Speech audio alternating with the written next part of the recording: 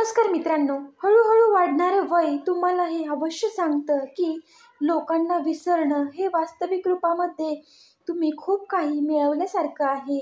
एका व्यक्तीला धोका देऊन दुसऱ्या व्यक्तीला खुश करणं सगळ्यात मोठा धोका आहे. याला देव पण कधी क्षमा नाही करत. स्वतःबरोबर वेळ घालवण्यात आनंद वाटू लागला तर समजून जा तुम्ही परिपक्व होऊ लागला आहात. मित्र असं म्हणतात की प्रॉब्लेमला सिरियस नाही घेतलं पाहिजे, कारण पुढच्या क्षणी काय होईल हे आपल्यालाच माहीत नसतं. माहितीये, व्यक्ती त्याच्या आयुष्यात हार केव्हा मानतो, जेव्हा त्याने 100% देऊन पण त्याची कदर केली जात नाही तेव्हा. किंमत नसेल तर समजतं ज्यांच्यासाठी तो सगळं काही करतो तेच लोक त्यांचा फायद्यापुरता वापर करून त्यांना बावळट समजतात. जेव्हा स्त्रीला स्पर्श करणं ही एक साधना आहे आणि मूर्ख असतात ती लोक जी स्त्रीच्या शरीराला स्पर्श करून बोलतात, मी एका स्त्रीला स्पर्श केलाय. शरीर तर बलात्कारी पण स्पर्श करतात. पण तेव्हा हे स्पष्ट होतं की पुरुष एखाद्या स्त्रीचं मन, आत्मा मध्ये जेव्हा स्थान प्राप्त करतो, अपेक्षेने बांधलेला एक जिद्दी पक्षी आहे तो म्हणजे मनुष्य. जखमी अपेक्षांनी होतो आणि जिवंत पण अपेक्षेवरच राहतो. नात्यात जबरदस्ती चांगली नसते. ज्यांना जिथं समाधान मिळतं त्यांना तिथं सोडून द्या. जर कोणाच्या 99% चांगल्या गोष्टी सोडून जर का एका वाईट गोष्टीवर आपण टोमणं मारलं तर परत त्या 99% चांगल्या गोष्टी पण त्याची पण आपण अपेक्षा करू नका. मी शाप तर देणार नाही. जर तुला वाटतं की माझ्यासोबत चांगलं झालं तर देव करो हे चांगलं तुझ्यासोबत पण व्हावं.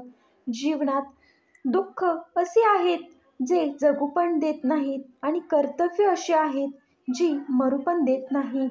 सायकोलॉजी सांगते एखाद्या व्यक्तीला विसरायला 1 महिना, 2 महिने, 1 वर्ष, 6 वर्ष किंवा पूर्ण आयुष्य लागू शकतं. पण असं होऊ शकतं त्या व्यक्तीसाठी तुमच्या मनात कायम भावना असणार.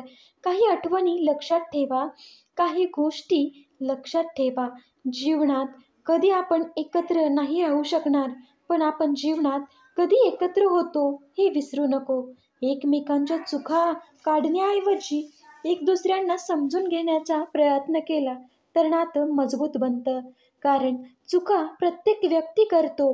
जेवढ्या साध्या पद्धतीने होईल तेवढ्या साध्या पद्धतीने लग्न करा आणि तो पैसा तुम्हाला जग फिरायला ठेवा.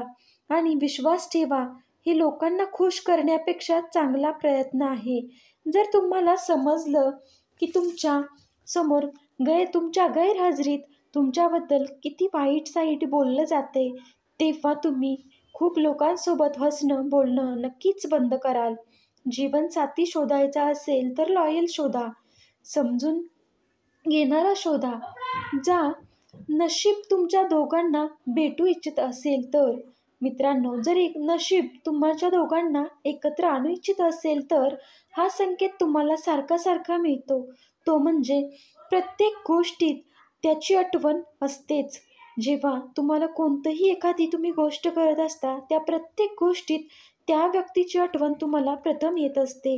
मित्रांनो, असं तुमच्यासोबत देखील होत असेल तर समजून जा.